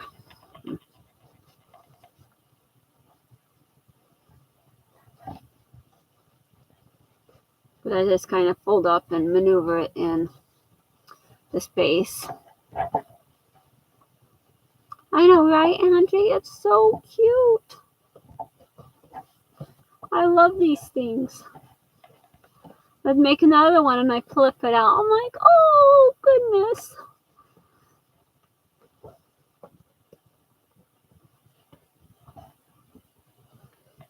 But the ones you see online and stuff, they all have these little, like, weird, like, wings and stuff. My foam got turned around. Got lost in the shuffle a little bit.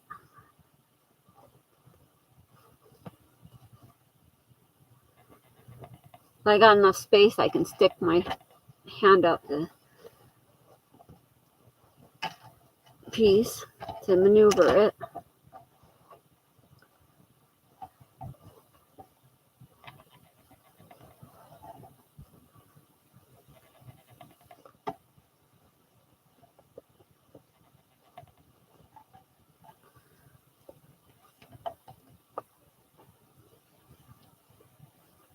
Alright. Look how cute that is. And it's got the little straps here, like a little backpack.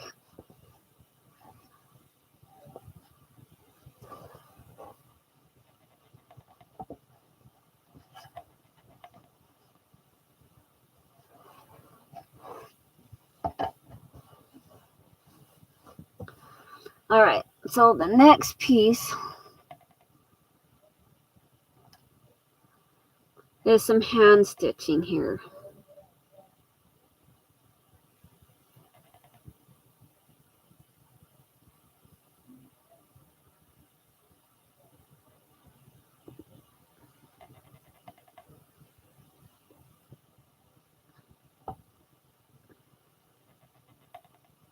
Just tying the knot in the string real quick.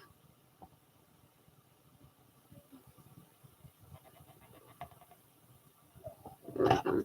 And cut off the excess.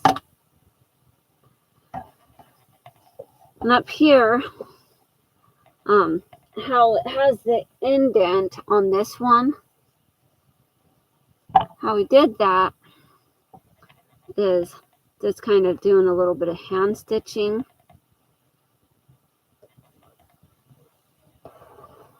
Into that hole that I had cut into the foam. So we're just going to stitch a little bit of hand stitching around that. And I'm sure I could try to machine stitch it. Hi, Kathy. How are you? It's good to see you.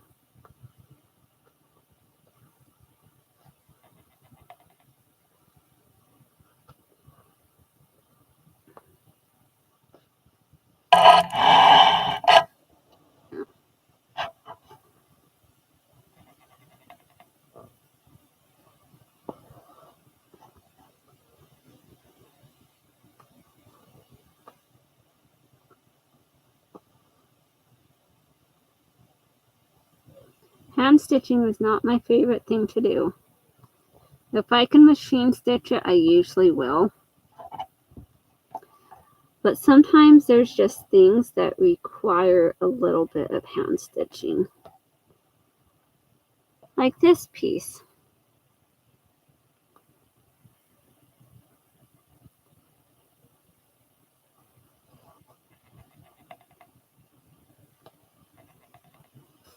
Kind of holds that foam in place.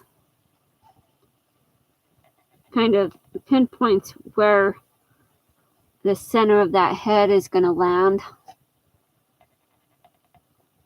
Oh, did you get your machine working, Kathy?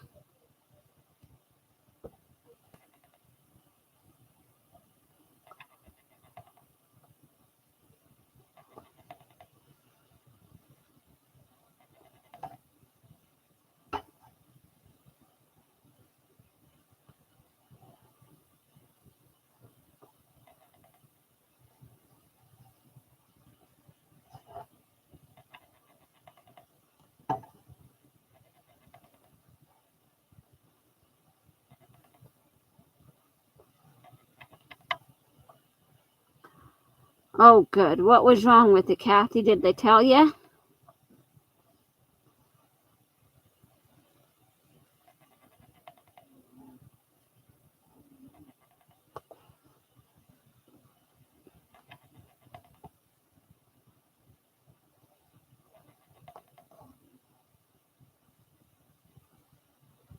My thread is getting shorter and shorter.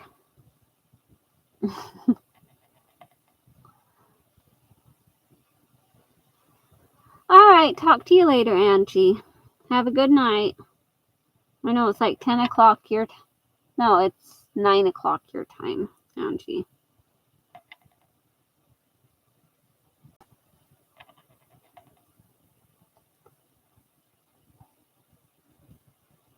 All right. Gotta decide whether or not I have enough thread left to do a little knot in this.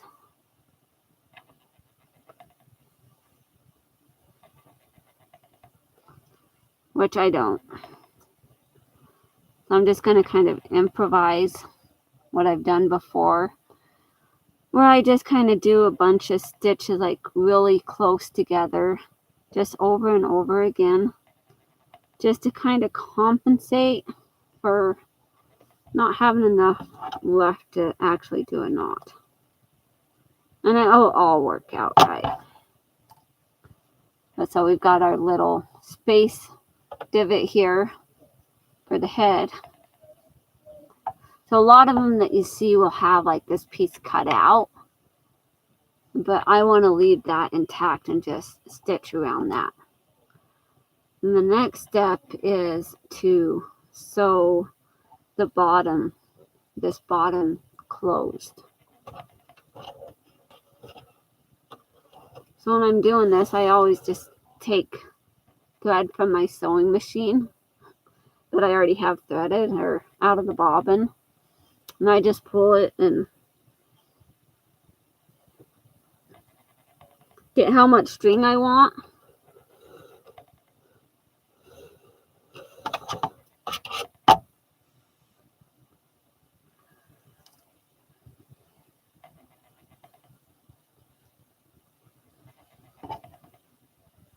Well, this white thread is kind of blending in. Losing track of it a little bit here.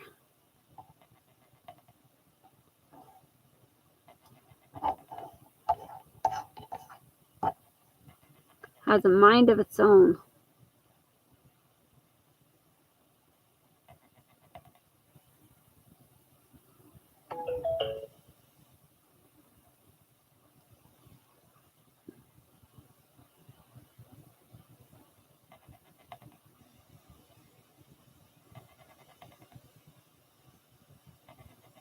Well, I'm glad you got 2 dresses done, Kathy. That's amazing.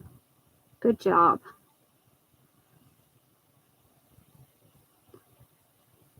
Now, I've been trying to think of what I was going to make for the last couple days.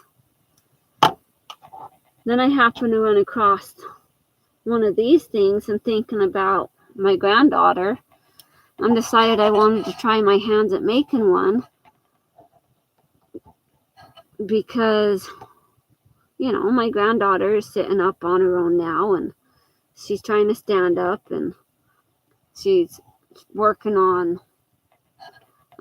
crawling. I just figure having something like this for her will be beneficial. Because I looked at how much they are on Amazon and that.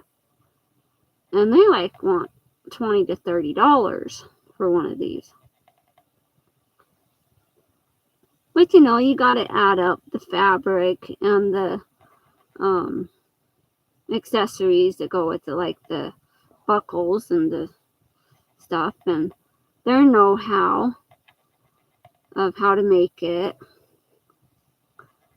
But they're mass produced, like in a warehouse, probably by underage kids being paid dirt cheap wages.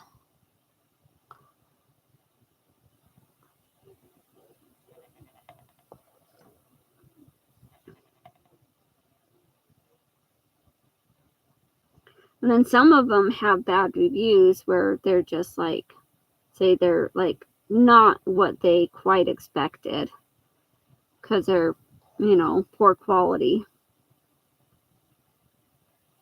Which if I ordered one from Amazon and looked at it and gave a review of it, I'd probably end up sending it back by saying it wasn't what I expected and I don't want it.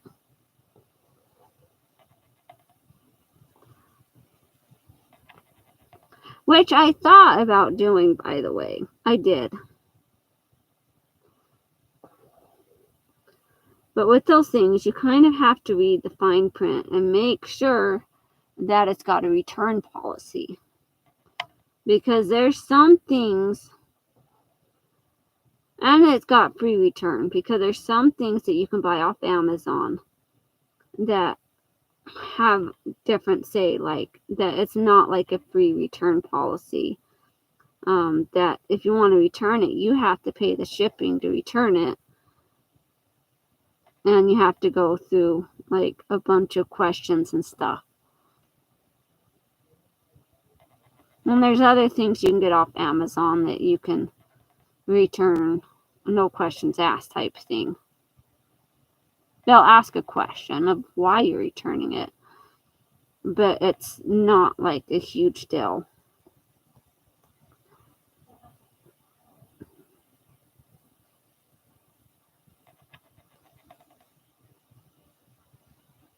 Like if I wanted to, I could have done this the opposite way. I could have done the straps first with the piece and then sewed on this other edge. Sewed that down and worked it that way so that the sewn edge would be on this side. I could have done it that way. That wouldn't have been a problem. But that's just kind of the way I started it out at. So it's just kind of how it's going to be. So we've got that. Hey, look how cute. So we've got the little dolly here. See? And this will go around their shoulders here. See, I'm just using a dolly because I can't use my granddaughter. That's a no-no. And this is the biggest dolly my daughter Elizabeth had at the moment. But yeah, so it just kind of sits like that. Sits to the middle of their back. This one just sits to the bum, but it basically sit into the middle of their back is where this is going with toddlers and infants, you know, anywhere between 6 months and older, basically. But yeah, so when they are doing something and they fall back, they're not bonking their head. See? Because most babies, they have the instinct when they're falling, instead of falling down, like if they're falling, they're not going to fall on their side or on their face. They're going to roll over to their back when they're falling most of the time. So this is just like, this protects their head. It gives that little divot and protects their head. This is a strap. And then what we need now is a strap that goes across here.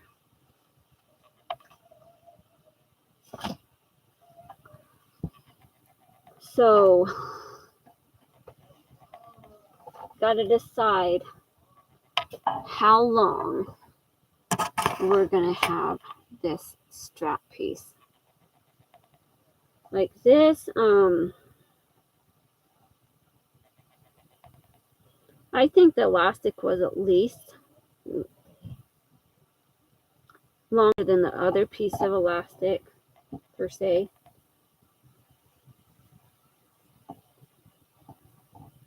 So, I don't even know how long I had the piece of fabric because I just kind of did it. Well, a piece of fabric, we're going to say probably about, let's see, 2 inches from that. 2 inches from that, so that's 10 inches plus at least 2, so maybe 12, 13 inches for the strap going across, because I've got to fold it over and attach it. Woo! Sorry about that. Make it feel a little rumble shake. So we have this piece again here, and then that will go across. So if we're going to do about 12 inches, about this,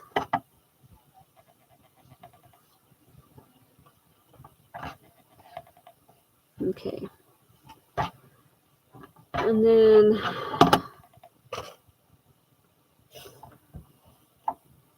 see, this one fits my granddaughter really good. The elastic is a little more of a question, but I don't want to do the elastic going all the way around this strap piece too. So I guess the elastic, we could do another like 5 inches or something, because I want to leave like this edge here so that I can sew that down, and the elastic would basically start from here and go over And then it would have that sewn down there. And so the elastic would be between these two folded edges and it would scrunch it up. Yeah.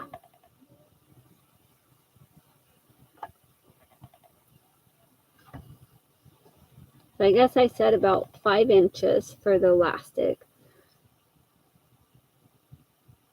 So let's go 5.5 inches. Should be good. Yeah, 5.5 inches will go. And then if I just kind of mark in those 2 inches, kind of where I'd fold it to. So maybe like 3 inches in. Yeah, 3 inches in. And then it leaves that inch for the strap piece to go around and attach.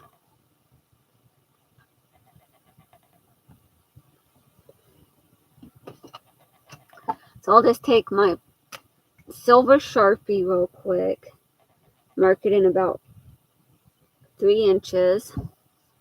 Then on this other one, and also mark it in about 3 inches.